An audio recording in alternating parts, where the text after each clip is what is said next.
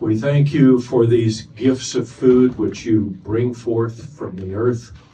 We thank you for the community which we share together as Jews and Christians who have faith in the one God. We thank you for the privilege of responsibility and gifts and leadership in a world in a time that is more turbulent than most of us can ever recall. And above all, we thank you for the hope that is ours and the ultimate redemption that you will bring about when the knowledge of you covers the earth as the waters covers the sea. Until that time, may we be faithful to serve you together, to seek to bring about good for all, as you promised you would do through Abraham and his seed. I offer this prayer in your great name.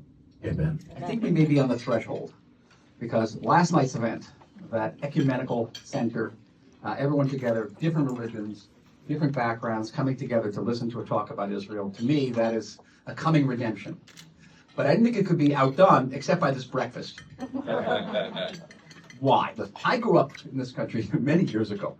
Back in the early 60s, Jews were an ethnic group. We're actually an identifiable ethnic group. Only Jews ate bagels. They were small, they were hard, they were miserable. Only Jews ate lox. I went to Israel to get away from Jewish food. It has followed me. I got away. My uncle used to say, "You don't like chopped liver? You're not Jewish. You're not Jewish. You don't like whitefish? You're not Jewish." It's followed me to Israel. Every breakfast now is whitefish, bagels, everything. And here we are at this beautiful club. And I don't know, maybe 50, 60 years ago when I was a kid, they said, "What a bagel? What's a bagel?" Here it is. Here they're being served at this table. And I think it's a messianic moment. I really do. It's a beautiful, beautiful thing. Great. And even I appreciate it as someone who hates bagels and lox. I say this, as a jocular introduction to a very, very hard topic. October 7th, you've probably heard it many times, is the largest single massacre of Jews since the Holocaust.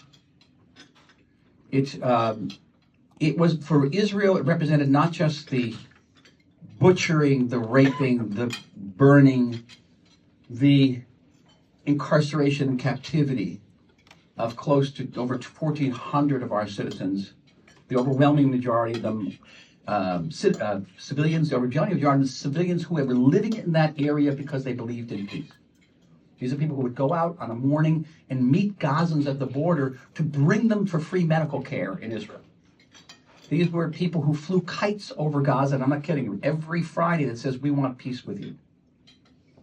These were the most peace-minded people. It was a shock, a trauma in which the people of Israel remain deeply, deeply embedded today. We are not on October 8th yet. We actually aren't.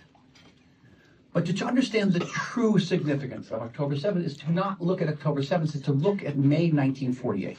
May 1948, the 14th of the month, was the day that Israel was created. It was created 3 years almost to the date after the end of the Holocaust. VE Day, May 8th, 1945. End of the Holocaust. A Holocaust in which 1 out of every 3 Jews in the world was killed. Can you imagine that? Imagine in your community, 1 of every 3 people.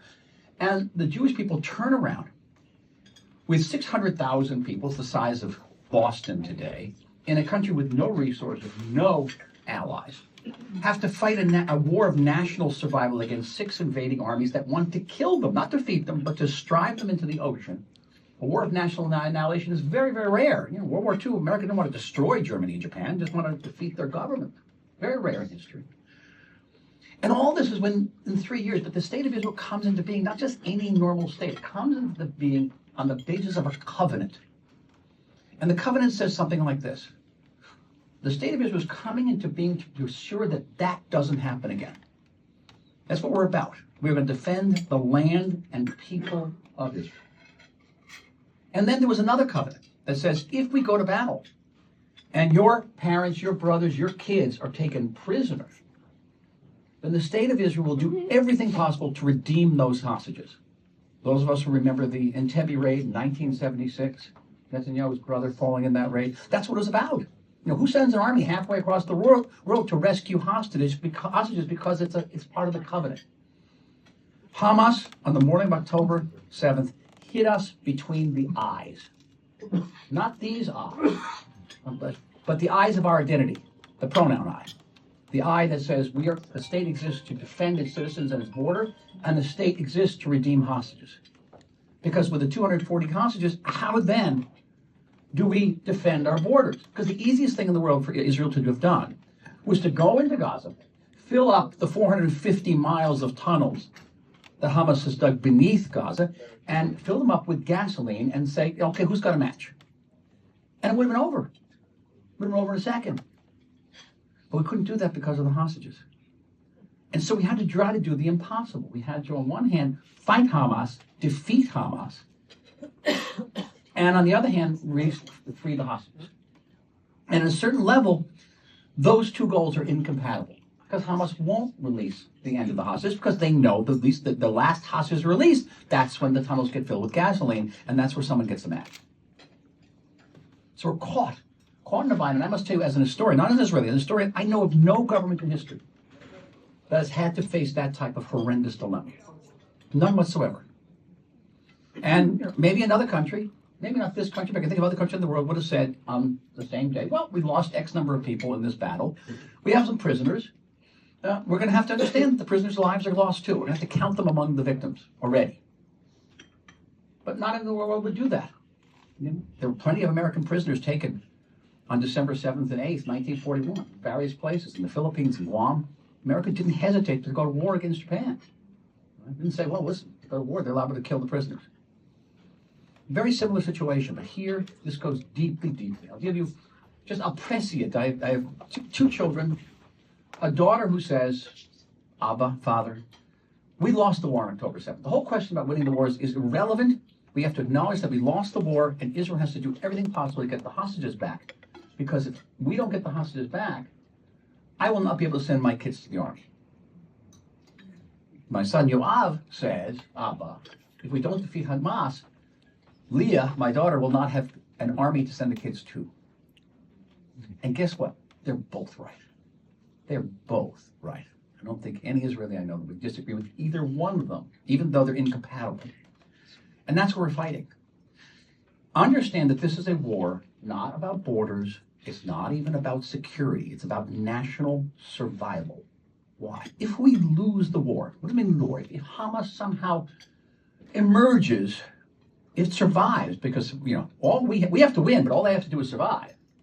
If there is a ceasefire, and ceasefire is the most positive role. Who wouldn't want a ceasefire?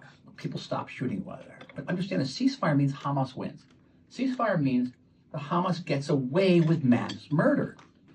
Ceasefire means that the 200,000 Israelis who have been displaced from our borders, who have not been able to go back to their homes now for close to 4 months and living in hotels.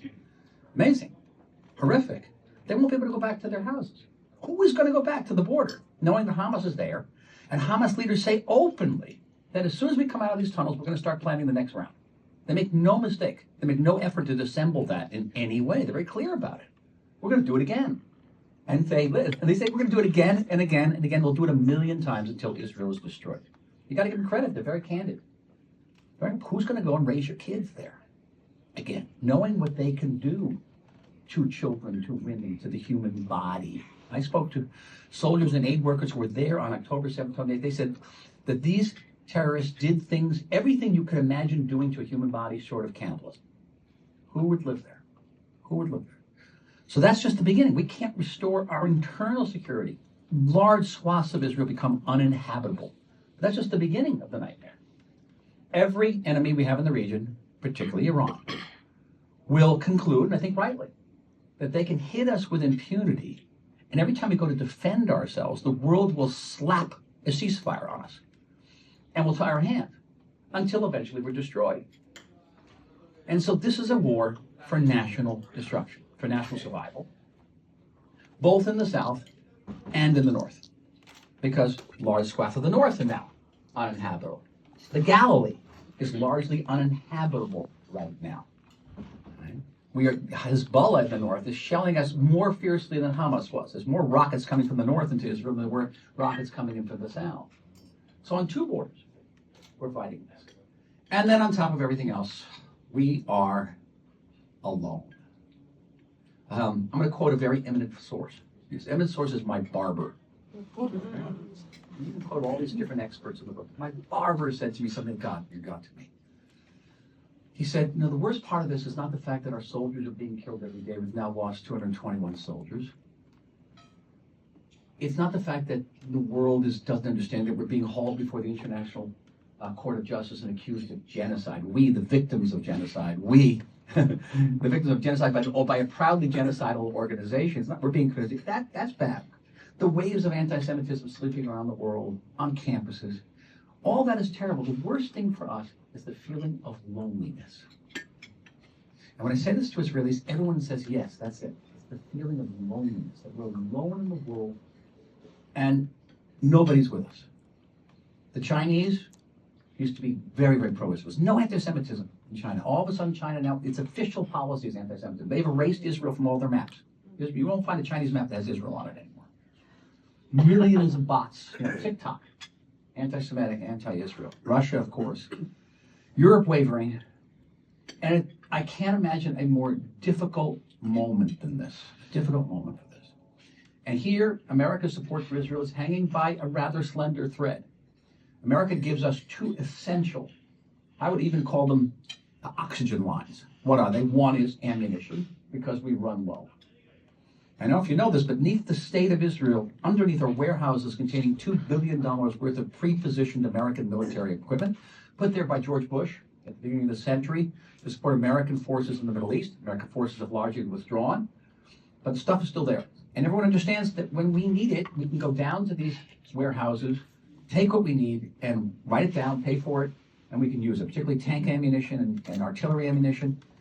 Right now, first of all, there's a world shortage of ammo because of Ukraine, and they've taken out hundreds of shells from these warehouses and shipped them to Ukraine. But there's also the sense that as increasing pressure is on the administration to get Israel to agree to a ceasefire, they're going to start closing that spigot of ammunition. Last night, NBC reported that they were actually doing that.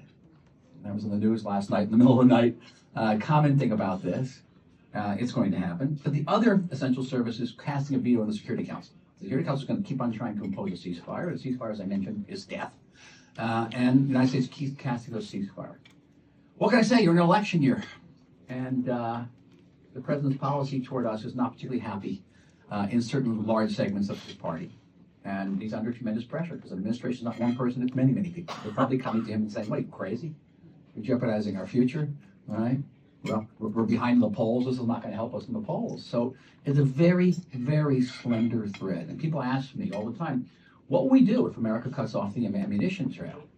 And I'll say, if we have to, we'll throw rocks at these guys. Because we will, because we literally have no choice. It's a war of national survival. It's very rare in history, wars of national survival. There's a great clarity in having no choice. All this is extremely painful, extremely difficult. And the funerals, the shivas, the notion that when an Israeli soldier dies, it's not just some person with no name, it's your neighbor, it's your friend, it's your relative. It's all intensely personal. Here is the good news. And the good news is not just good news, it's extraordinary news. Last night I talked about the Cincinnatus nation, if those of you were here last night. Israel has proven to be the most resilient, the strongest society on the face of the earth. I know of no society like this. Society that actually doesn't wait for the state to give its order, but actually picks up a gun and goes out to fight. It's a Lexington Concord moment. It's amazing. Hundreds of thousands of people picking up guns and going out to fight. But not just going out to fight, going out to hospitals, going out to orchards and picking fruit, because there's no one to pick the fruit anymore. It's giving blood. It's every type of activity that anybody can do. Everyone's desperate to do something. And I think that goes to the heart of our secret as a people. We're around for 4,000 years because of that resilience. And I know of other people that not only could make a state 3 years after the Holocaust, but of people who's been around since the time of Abraham and faced challenge after challenge after challenge. You read in the Bible this week, the Parsha, about Amalek. It's the great enemy of the Jewish people who tries to destroy us. Here in the inception of our identity as a people, someone's trying to destroy us. We have to overcome that. We've done it again and again because there's something very internally strong and resilient and indomitable about us. And for that reason, I remain very optimistic. I do, because that state that was founded on the basis of nothing, with nothing, produced one of the most successful nation states on earth. It's got, believe it or not, we have an army that's more than twice as large, more than twice as large as the British and French armies combined, the citizens' army. We have a democratic system. We're the only country in the world, as I mentioned yesterday in the chapel, that's never known a second of non-democratic governance. 7 of the world's leading universities. We're rated usually 1 or 2 in terms of innovation. We vie with Switzerland. I guess they make high-tech clocks or something. I don't know what they do. Really high-tech something, these people, the Swiss. I mean, I could go on with many, many, many factoids. My favorite one is that we have more Nobel Prize winners than we have Olympic gold medals winners. And only a Jewish state would be really proud of that. Like a guy comes up, oh, I won a gold medal. She's like, yeah, no, so where's your Nobel Prize? All that. There's something very, very special about this place. And I have a personal thing. I've lived in Israel now. Sometimes ask me how I got there. I got there in the 70s with a backpack. There was nothing. It was the Wild West. We didn't have relations with China, India, Soviet Union. We had no relations with Africa, no relations with South America. We had a nice relationship with the United States, but not that strategic alliance that I talked about last night.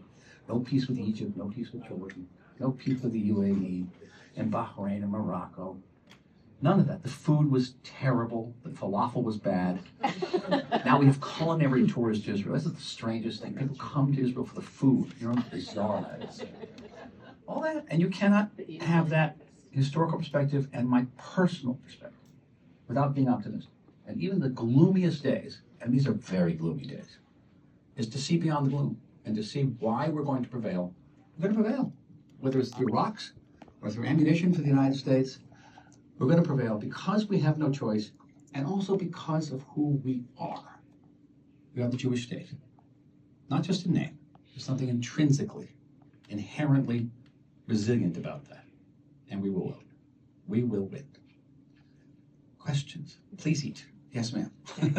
Well, thank you so much for coming to Ocean Reef, and your presentation yesterday was and I'm personally very grateful. I'm sure everybody here is as well for your presence, so thank you for everything you do. I have a 2-part question. My first question is, you're preaching to the congregation. We're souls. How do you take your message and translate that to the masses? Because that's the problem, I think, personally. That's my first part question. My second question is, Israel has a trump card. We've got nuclear weaponry. That's not a political pun. Iran arguably has nuclear weaponry as well. Yes.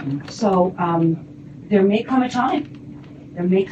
Israel, we're going to fight to the end. We're going to fight with rockets, with rocks, with stones, perhaps with nuclear weaponry.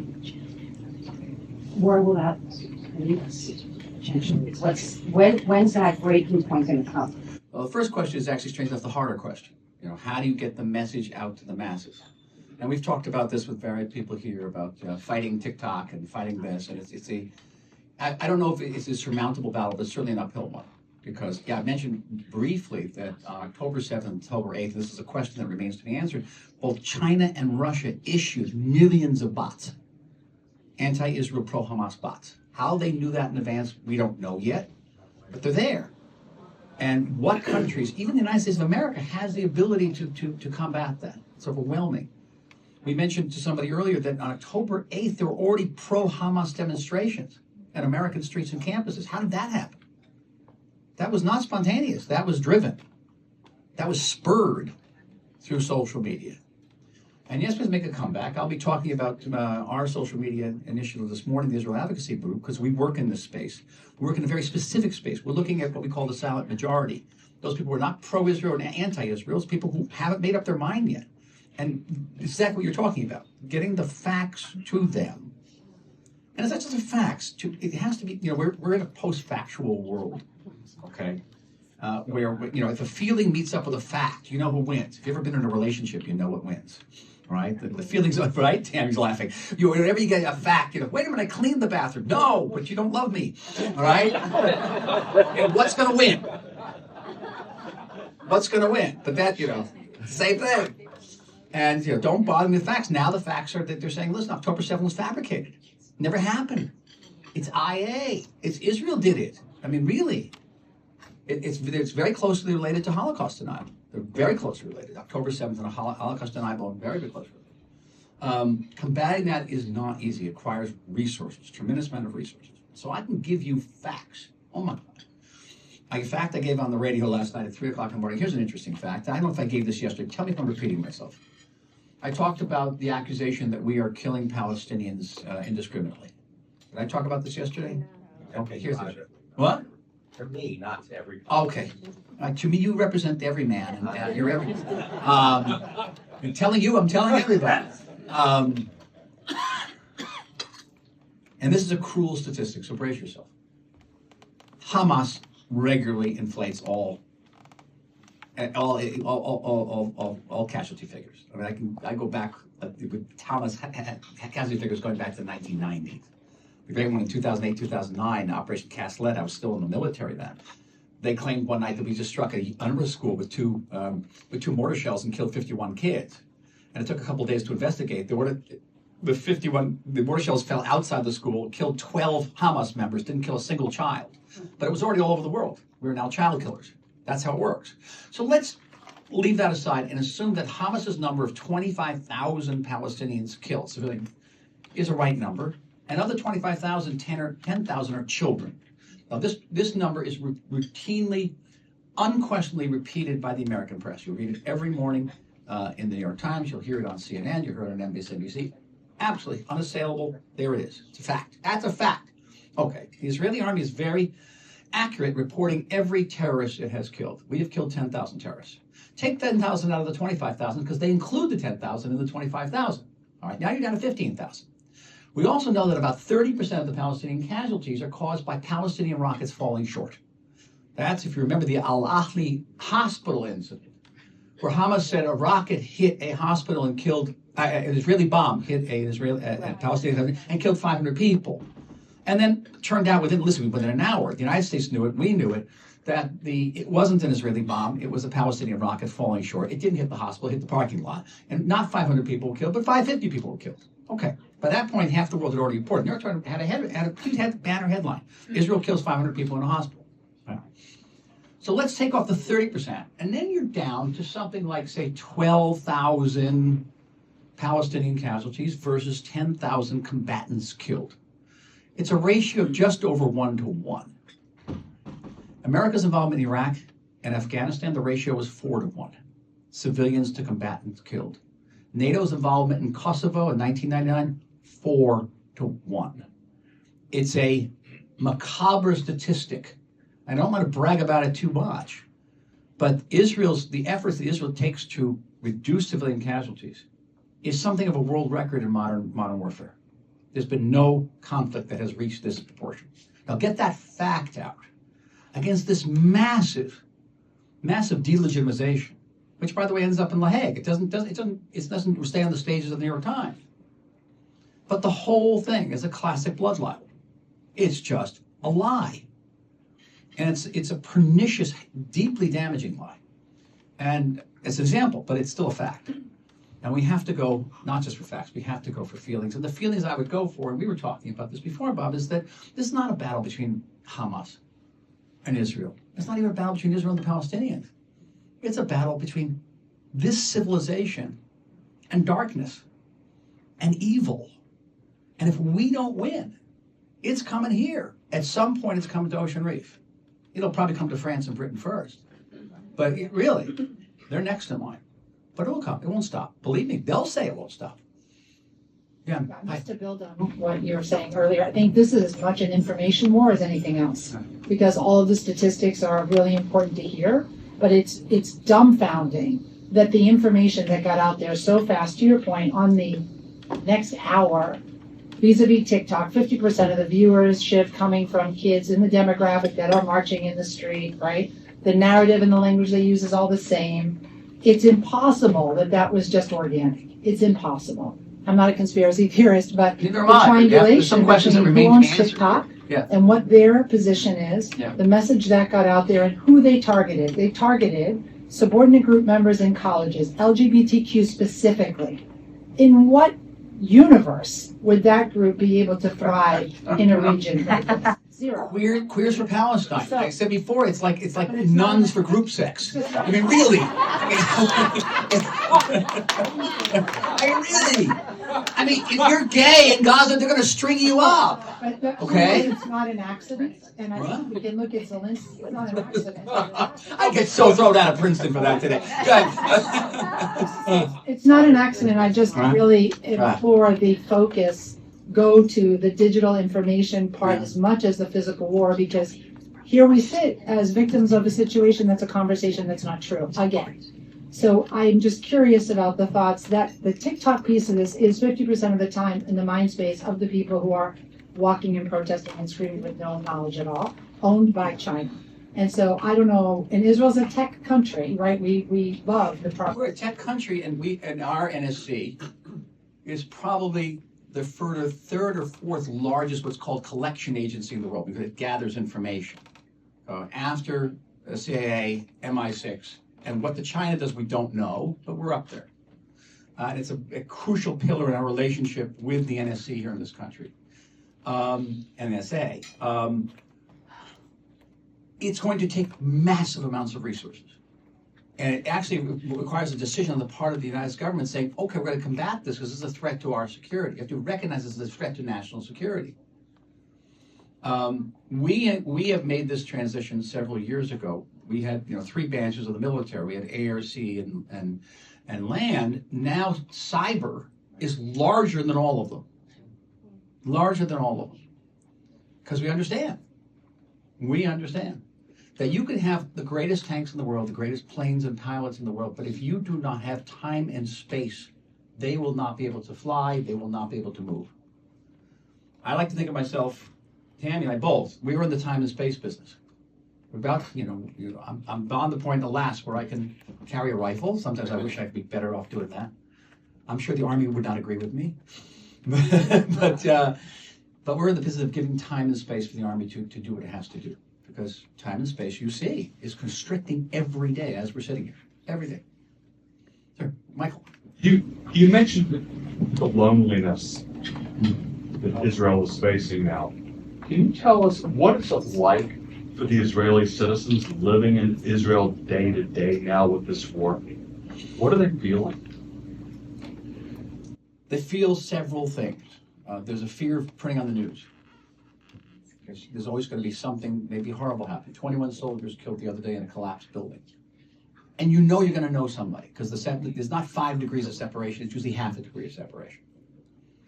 I can't tell you how many people I know personally who were either kept hostage or killed on October 7th, including the 2 sons of the rabbi who married my daughter, 2 sons, beautiful boys, both of them reservists in elite units. They got up, they heard on the radio that morning that there was an attack. They both put on their uniforms. They left their families, kissed their kids, kissed their wives goodbyes, ran down to the south, and both were killed on the same morning. Buried side by side in Jerusalem. The young woman who was in the scouting troop with my kids and studied karate with my kids, and she, her husband, 3 kids, all shot and killed, and kibbutz Nachalos that morning. I mean, there's half a degree of separation. You know them all. So you feel that. You feel the sorrow, and you feel the fear, and the sense that the war is coming toward you. So I have a daughter who lives in the lower Galilee, so the Hamas rockets haven't hit the lower Galilee yet. They only hit upper Galilee, but she knows it's a matter of time before they hit the lower Galilee. It's only a matter of time. So that sense, you look at your kids, you look and see whether many of our houses have bomb shelters in them, looking for your bomb shelters, okay, stack up food. We moved a bed into our bomb shelter. We moved a box of food into the bomb shelter just in case. So that's one feeling. The other feeling is we can't lose, that this is a war of no choice. And it's fascinating. Here we've been at war for 116, 117 days with tremendous losses, proportionally in the United States, in America, just in terms of what happened October 7th, We lost 1,200 people. That would be the equivalent of America losing 52,000 people on the same day. It's almost as many people you lost in 10 years of the Vietnam War in one day. What does that do to a society? So we understand that there's no choice. We cannot let this happen. We can't let it happen to our kids, to our family. So there's that determination. So it's interesting, after 117 days of war, there has not been one anti-war protest. Protests against Bibi all the time. Protests by the hostage families to, make concessions to Hamas to get the hostages back. Okay, hostage, but not one anti-war demonstration. Someone's coming out and saying, stop the war. Because they know it can't. And so that they have that also as well. It's disruption. So I have for IAG, I have three male assistants, colleagues who work for me. Two are in Gaza, one are in the West Bank. And there's lots of fighting in the West Bank too. One of my assistants was 52 straight days in combat. Now I spent 35 years in the military. I've been through several wars. I have never been through anything more than 2 or 3 days of straight combat. I can't imagine what it was like to be 52 straight days. He says it's 24/7. He told me everything is booby-trapped. The cats are booby-trapped. The roosters are booby-trapped. The kids are booby-trapped. You walk down a street and you don't know if there's an opening of tunnel you can't see, someone's going to pop up and shoot you. So 24/7, you never get a moment's rest. You're constantly stressed, exhausted, in the rain, in a toxic environment, because Gaza had no sewage treatment at all. So the whole place is a sewer, and being shot at from every different angle. And the emotional cost of this is incalculable. So we have now thousands of soldiers who've been through this experience coming out with post-traumatic stress syndrome, and then you have the entire parts of the country that have been under rocket fire, 12,000 rockets, post-traumatic stress syndrome. 200,000 people have been displaced, who are now in hotels and all sorts of houses around the country. That is stress. Can you imagine that? Your disruption to your family. So all of this is going on in this tiny country the size of New Jersey at the same time. And again, I just want to, at the risk of sounding redundant, the fact that this society has not shown any cracks just attests once again to the deep, profound resilience of the place. It's astonishing to me. Tam's out getting ready to do a podcast, but we live in South Tel Aviv, Jaffa, and we have a bomb shelter. And the bomb shelter has a bulletproof window, they all do. And through that window, I can see all the rockets coming toward Tel Aviv. We're on Rocket Alley. And we have an Iron Dome battery not far from us, and we can actually watch them. If you want to see this, I have this on my cell phone later. You can actually see the rockets being hit one after another, and they shake the whole building. It's quite a boom. Not everybody can take it. Not everybody can take it, but most of us just sort of go on with our lives. Oh, someone just fired a very large rocket that could take down your entire building and try to kill you. Okay, they didn't. Let's get dinner ready. The biggest casualty we have in my house is my cat. I have an ADHD cat who's now going through post-traumatic stress syndrome. And when the sirens go off, the sirens are very kind of spooky. The cat runs up the stairs into the bomb shelter. How the cat knows this, I don't know. But he is intuiting something very thick. The cat understands that someone's trying to kill us. And they have to be in a bomb shelter. And he huddles in the corner of this bomb shelter. It's quite amazing. I'll get everybody. We'll get everybody. Let's get him. You really haven't touched on this, but I think that our both parties right now, we're going obviously into the election, but the far right and the far left, I think, are going to really create a situation where it's going to be very difficult to appropriate money that is needed for Israel. I think it's going to come from both sides, because they have both shown that they're not interested in really giving money for anything outside of the United States, that is, Ukraine, Israel. And I think that we can see what's happening on our Congress now. They can't get anything done. How is that going to affect Israel? I don't see this as a short-term thing. I think that whether we like it or not, the right and the left in these parties have taken a lot of control. And I think on both sides, we are going to feel that. As I think I intimated last night, that one of the few issues that used to gain bipartisan support in Washington, there's not many, is isolationism. America's gone through a long period of isolationism. It's sort of breaking the historical mold that usually says after a difficult war and an economic upheaval, there's a period of isolationism. That's the 1920s. But then it ended. It ended with the outbreak of World War II. We don't see where this ends. Maybe it ends now. And yes, there are isolationist tendencies on both sides of the aisle. But the fact of the matter is it doesn't cost America anything to put a veto down the Security Council. It's totally free. And Israel's less interested in money than it is actually in artillery shells, to the degree that those are available. And they have to be appropriated. And Appropriated, but vote and then vote. So it's you can't. But it's say not they're massive interested in money. sums like you'd think. I mean, it's not. It's in the tens of millions. It's not in the hundreds of millions. We need enough ammo. And as they say, it's ammos and vetoes. That's what we need from the United States. And I don't think any of them are particularly heavy lifts. They are politically difficult. Okay? Last I was looking very carefully at the news. What was going to be the Biden administration's response to the militia attack that killed the 3 American servicemen? Apparently also seriously wounded 35. It hasn't been out. So not just the 3 million people killed. It's the 150th attack on American bases. And the Democrats immediately came out and said, let's be careful with the response. Let's not respond against attack. There was a high-level source quoted in the Pentagon saying, what will we get by responding to Iran? Quote unquote. What are we going to get out of it? I mean, I know what you're going to get out of it by not responding to Iran. You're going to get the next attack.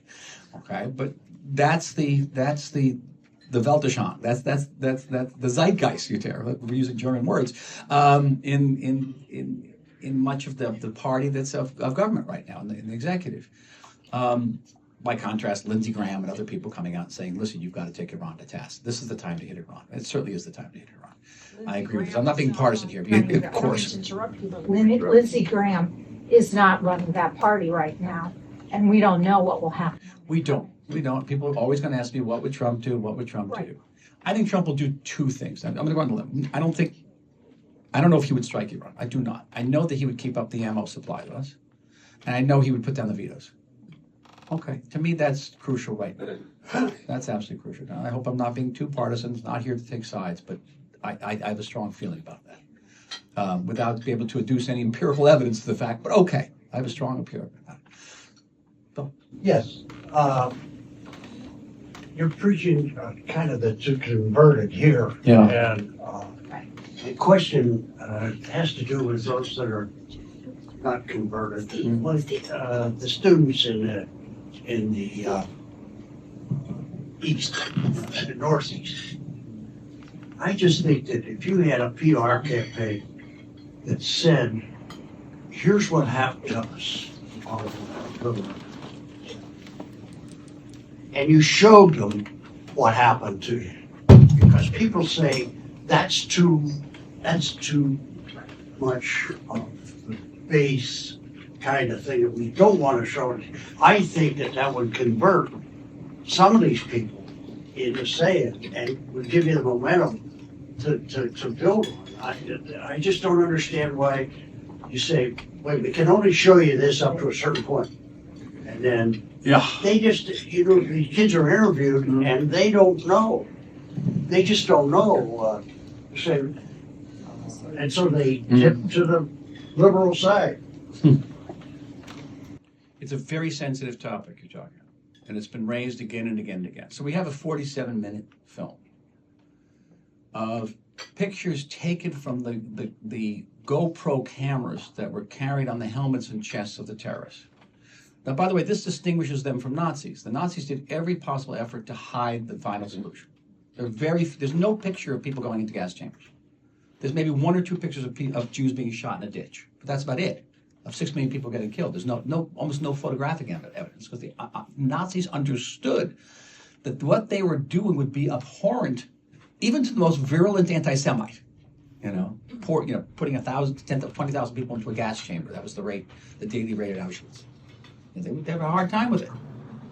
And Hamas is completely different. Hamas was broadcasting to an enthusiastic audience. Look what we're doing to these people. Isn't this wonderful? They were celebrating it. They're completely, numerically they can't compete with the Nazis, but in terms of horror, in terms of evil, they actually managed to succeed the Nazis. So we have now put together a 47-minute clip Each scene is transforming. Each scene will haunt you the rest of your life.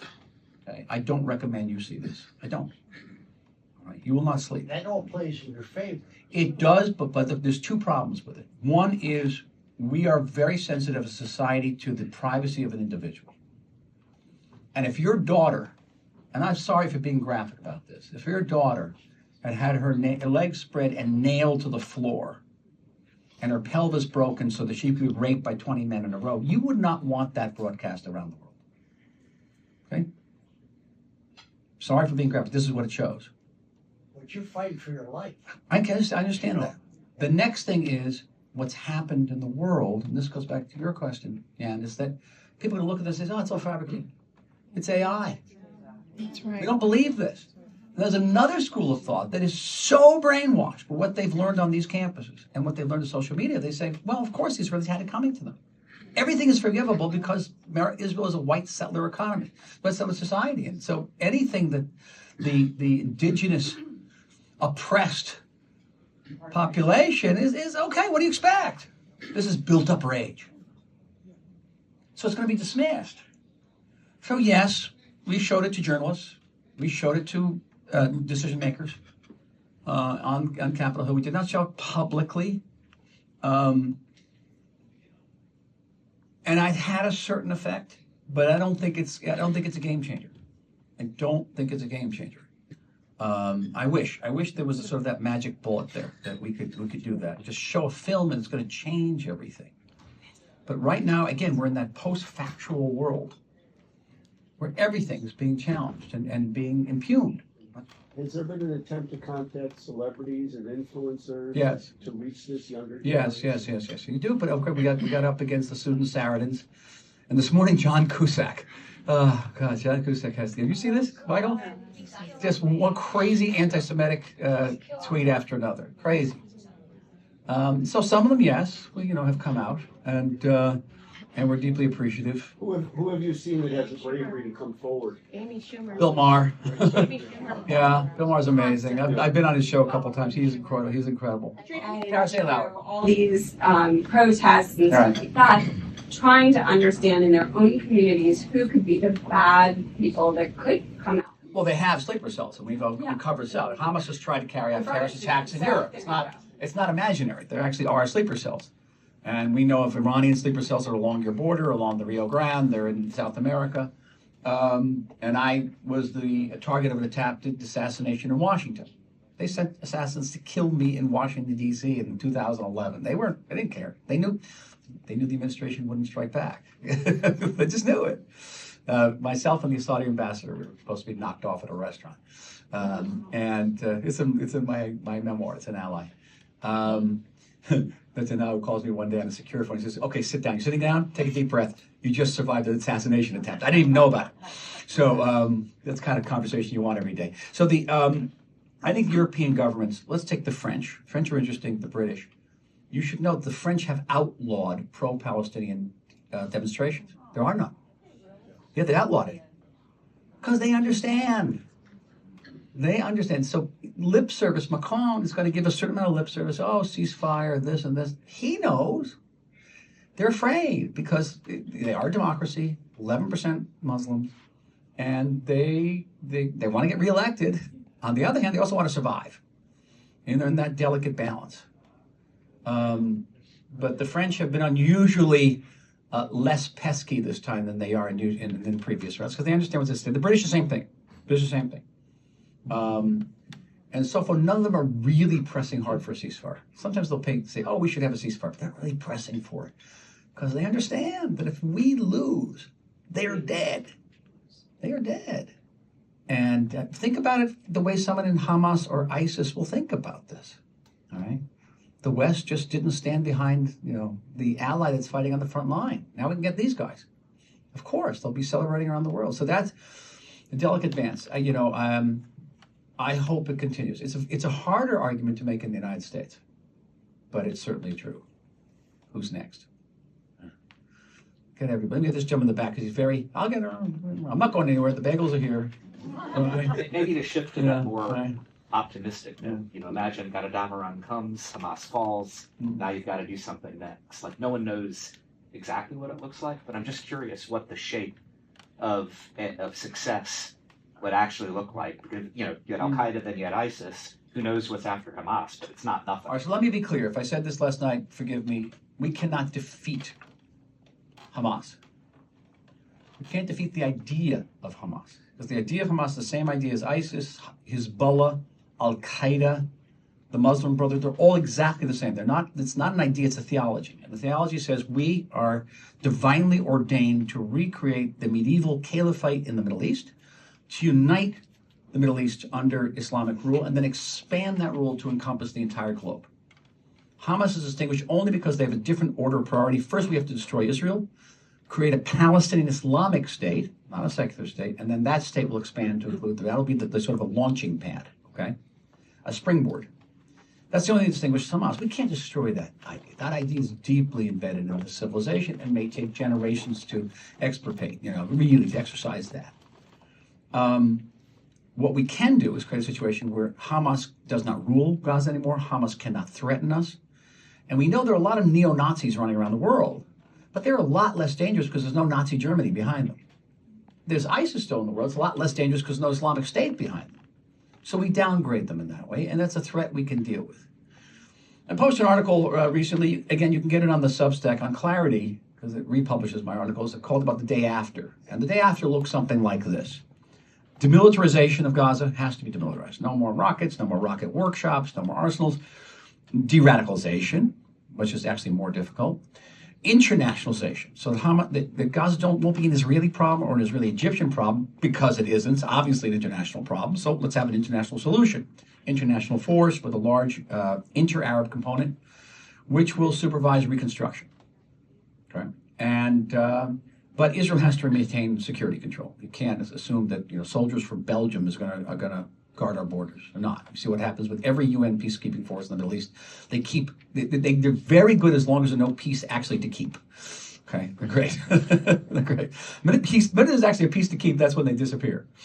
And the hardest achievement, the hardest challenge will be to find an indigenous Palestinian leadership that actually cares more about their kids and their children's future than they do about denying our kids a future, denying kids a life. And that is extremely difficult. I've been involved in the peace process for 30 years now. And finding that we've never been able to find that leadership. Not really found that leadership. And a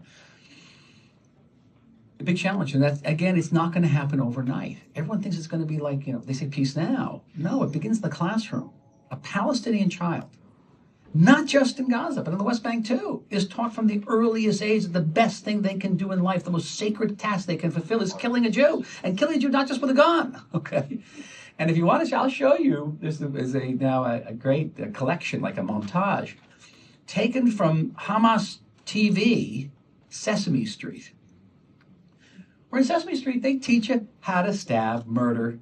They have one where a little puppet kills the president of the United States with a knife and then converts the White House into a mosque.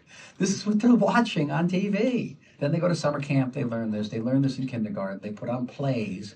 They have pictures of some of these plays. What occurred on October 7th was shocking, but it wasn't surprising. And I'm putting this in a broader context, and I've taken some flack for saying this, so brace yourself, here comes the flack.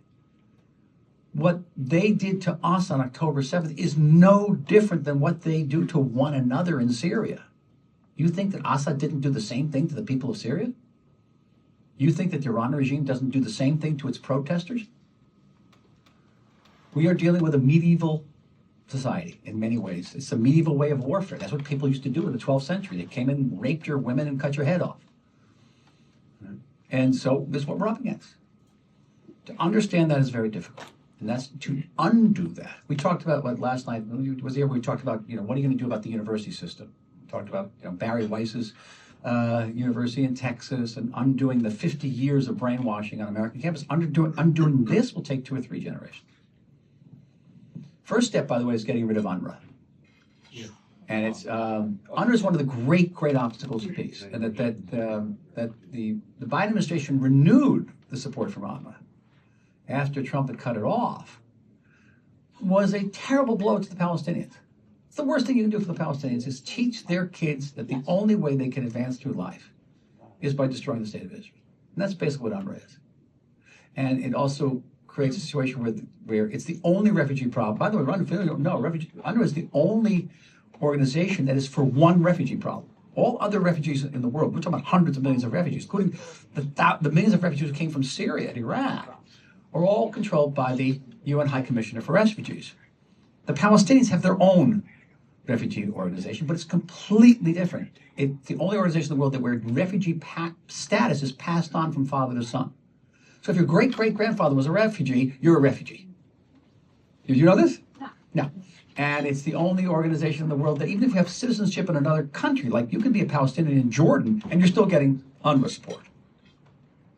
And you only get it if you remain in a refugee camp. Guess what? Everyone remains in a refugee camp because they get money. So it perpetuates the conflict.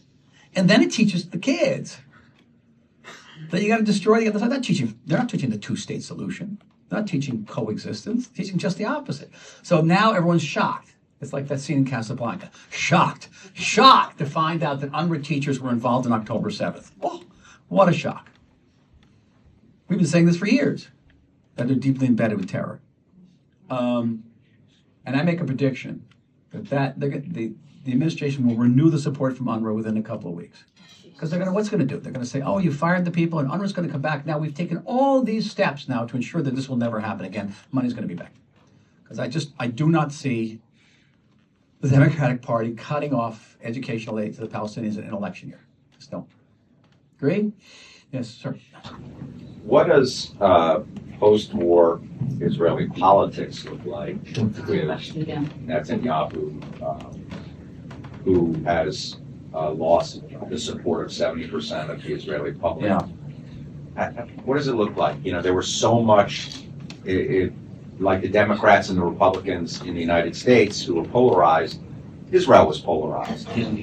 Some say that took their eye off the ball. What does post-war Israel look like politically? It's going to be a period of profound upheaval. Now, I've learned one thing for the last, being in government for years, is that it's always premature to eulogize Mr. Netanyahu politically. He's been in the last year of his government for about 10 years now. It's just every year, okay? So no, in fact, he's actually, Likud, his party has primaries, and he's leading in the primaries by a significant majority, because in Likud, not only do they like, Likud is not a party, it's a family. And Bibi's the patriarch. And yeah, maybe he screwed up, but he's still our dad. And I live in a working class neighborhood. Believe me, that's what they feel. Very similar, sort of a play on what happens here with Trump and working class, say, non-college educated white people. And he is not that of that ilk. He's from a different class. He's very educated. Bibi, similar. Very educated from an Ashkenazi background, but he's beloved of the non-college educated Sephardic working class. That's my neighborhood. They love Bibi. Very similar to what goes on. Very similar dynamic. And every charge against Bibi, and he's been accused of corruption on this, actually strengthens him. Every strengthens him. Does that sound familiar to you? Because it's the establishment going after our man. All right, strengthens him. It's a witch hunt. It's very, very similar. But having said that, at the end of the day, he is mortal. And, he's had some health difficulties. We have to say there's going to be a post-Bibi situation somewhere, all right, some point. And what does that look like? It could go way down because no one has the prestige and the experience that he has. New people are coming up. But the fact of the matter is everybody in Israeli politics, everybody today, is tainted by October 7th. Whether it be the former chiefs of staff, even Naftali Bennett, the former prime minister, everyone bought into the notion that you could buy off Hamas. Everybody was asleep at the wheel. Right? There wasn't a single leader that said, hey, we're liable to get attacked by these people. Never. But you're going to have a new generation of Israelis coming up who are coming out of Gaza. And these people are steeled, and they're intensely patriotic. We've had units now that have been in Gaza for 70 days of combat have come out and said they don't want to demobilize. They want to keep fighting. This is the next generation of Israeli leaders. They're great leaders. It'll take 10 years. before these people were in their 20s, maybe their early 30s, because they're ready for prime time. But I think they're going to be running. And so I think the prognosis for the future is very positive. But before we get there, there's going to be a lot of upheaval. They even have, I think, a group, like they were going to be a political party of the. So it's the Brothers and Sisters of Arms. We're an anti-BB group, very profound. My former chief of staff from Washington is the head of that. And very anti-BB group. They did a 60 Minutes thing on her. They're great people. But they're definitely going to, there's something to politicize in some way into a party. The problem is that they too are tainted, but in a strange way. What is it? They spearheaded the refusal movement, saying we won't report for reserve duty until Bibi steps down, or at least he steps down from the judicial reform program. So tens of thousands of reservists said they wouldn't report for duty. Among them, many pilots, and believe me, Hamas was taking notes. And in the right, they're saying, okay, you guys can form a political party, but you bear responsibility for October 7th. They'll deny that. But already, in other words, they're starting off on a political thing. They're already a very partisan issue. And I mentioned what I just said to you to some of my friends who were profoundly anti-BB, and they want to take my head off. They yell at me. How these people are heroes? They're heroes. The fact of the matter is, Hamas was taking notes. And, everybody takes notes on everybody. They do. Listen, when America withdrew from Afghanistan the way it withdrew from Afghanistan, Mr. Putin was taking notes. Anybody didn't answer? Get a question? Yes, ma'am. Do we know the fate of the hostages? Are they alive? Are they not alive? A lot of people ask me. Okay. We don't. Listen, we know a number of them are dead. Okay, we just know a number of them are dead. From various ways, from forensic evidence, we know. Some of Hamas admitted. What I'm going to say now is very hard, okay? We think there are about 136 hostages. Some, number of them are bodies. We still want to get the bodies back. We have 2 soldiers who were killed in 2014. We're trying to get their bodies back. And Hamas knows we pay a price for bodies. We've done it again and again. It's a Jewish thing. A body is holy in Judaism, and for the closure for the families. I've heard one working assumption of 50 hostages alive. We don't know what condition they're in. They've been underground now for close to 4 months. Many of them had medical conditions. It is hard for me to imagine that Hamas will release any of the women who have been raped. I spent a lot of time visiting hostage families. And one of the hostage families I visited was an extraordinary family. I'm not going to mention the name. The daughter, 19-year-old soldier taken hostage. About a week and a half after I visited, they found her body. And forensic evidence showed that she'd been raped dozens of times by different men and then taken out and executed. And Hamas is, they got their PR people working. We don't want women coming out and saying they were raped. So we don't know. We don't know how many women they would release. We don't know. We don't know how many men were raped. I'm sorry for, I'm saying this at breakfast. This is the truth of the matter is. And then the big question is, would we agree to a 2-month ceasefire? This is what's being discussed now. 2-month ceasefire and release for a phased release of all the hostages. And on paper, it looks good, but I ask myself, first of all, how does Israel then restart the war for 2 months? And why would Hamas give up all the hostages? Because they know the minute they give up the last hostages, that's when the gasoline goes in the tunnels and someone gets the match. Why would they do that? They'll renege on it in some way. And then they've had a 2-month ceasefire, and it's very, very tricky. No country in the world has ever faced something like this. It's exquisitely nightmarish. It's the only one I can say. At the end of the day, and I say this at the risk of ad nauseum, there's no choice. There's just no choice. And we hope that by getting more pressure on them, they'll release more hostages. We have not, had the big bingo of hitting the highest level of Hamas leadership, Sinwar, because they're wrapped. They've wrapped themselves around hostages. I think we know where they are in all the tunnel matrix, but we can't get to them because of the hostages. We can't even do that. We can't even kill these guys. It's so hard. And there's another factor I want to mention just before I go, and this is important because people forget this. What they're saying is, okay, we'll release the hostages, but Israel has to release all the prisoners, the Palestinian prisoners in its jail. Now, what does that mean? What? That's how this. Well, Seymour was released in a prisoner exchange, Gilad Shalit. Okay, that's one thing. These guys all go back to terror, but that's the least of it. That's the least of it. How about all the families of people who were killed by these people in Israeli jails? The person who killed your daughter, the person who killed your son is not going to go home. Your daughter, your son's not coming home, but they're going to go home to a hero's welcome. And guess what? Every terrorist who wakes up in the morning and says, I'm going to kill a Jew, now knows, I'll kill a Jew and I'll sit in prison for a couple of years. They're going to get me out. And on the other side, they're going to say, all we have to do is take more hostages and we can trade them. So it's, when you say, oh, we'll let them out of the prison, as if, okay, that's an obvious thing. Oh, no, it's not obvious. It's devastating to Israeli society. Devastating. Imagine that in American context. Everybody who was in prison for life in prison for killing somebody, what would that do to those families? What does it do to the justice system? Makes a mockery of it. Totally undermines it. I see, I got two more. Okay?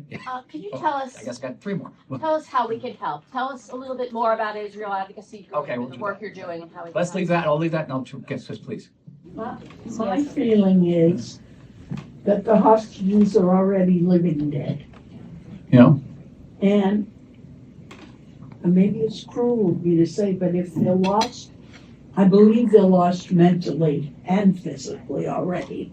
So if we have to go in there and do something, how long can we wait? Well, there's a school of thought. We said we should have done this on the first day. We just said, okay, we had 1,200 people killed. We're going to have another 240 people killed. We're going to save the government. We're going to save the country. What can we do? But the other argument is my daughter's argument, which is if we do not do everything to get the last hostages out, we will not be able to send our kids to the military. It's covenant time. It really is. It's about rebuilding a covenant between the state and its people. And we're unique in that way because we have that covenant. Having said all that, these are tough conversations this morning. They really are, and I hope I haven't ruined your day. It's a beautiful day out here in Ocean Reef. I'm a person full of hope. I just am. As we discussed, I'm a believing person. I'm a deeply believing person, and I know we're not alone, even when sometimes we feel we're alone. And I believe that we're here for a purpose, all of us. But I also think that Jewish people have a purpose in this world. There's a reason why we've come back to our homeland after 2,000 years. There's a reason why we're fighting this battle. And the spiritual dimension here is, for me, very, very important. We were talking before about how we never talk about battles between good and evil anymore. People don't believe there's evil in the world. And I remember a debate at Columbia University in 2008 between John McCain and Barack Obama, and they were asked, do you believe there's evil in the world? And McCain said, of course there's evil in the world. Obama equivocated. He sidestepped. It's not easy. Not many people believe that there actually is a thing. But I think that the evil and Satan work in this world. And one of our jobs here, whether it's in Ocean Reef or in Israel, is to stand up to it and defeat it at whatever price. I mean that. I cannot tell you how deeply I mean that. What we do is starting on October 7th, began a new initiative called Israel Advocacy Group. It grew out of necessity because I was on television 24/7, and what you'll see, I don't know if we have this. We broadcast. Can we put this up here in some way? Here? Oh, here it is, right behind me. Look at that. What do you know? Israel Advocacy Group began as simply an offer to keep me going because I needed an entire staff. For example, if I was in Cleveland and I had to get to Anderson Cooper at 7 o'clock in the evening, I had to get on a plane. Someone had to pay for that plane. Someone had to get back to the hotel, make all those arrangements. It's simply in order to get on there. All right. But then it expanded into areas of what's the Substack, which is my own magazine. It's called Clarity, which is now reaching hundreds of thousands of people and reprinted daily. I have a good cooperation with Barry Weiss's Free Press, which is terrific. She's great, Barry. It is op-eds, which you'll read in your newspapers. It is our own podcast of Clarity, and that required film people, studio, and social media. And the social media is designed, again, as I said before, aiming at the silent majority, people who are not necessarily pro-Israel, pro-Palestinian, or undecided. And almost no one's directing them. Some of them are directing a lot of them at the students who are already decided, But there may be limited efficacy for that because you're up against a very high wall there. But the vast majority of people aren't really engaged. And this way, we want to get them engaged.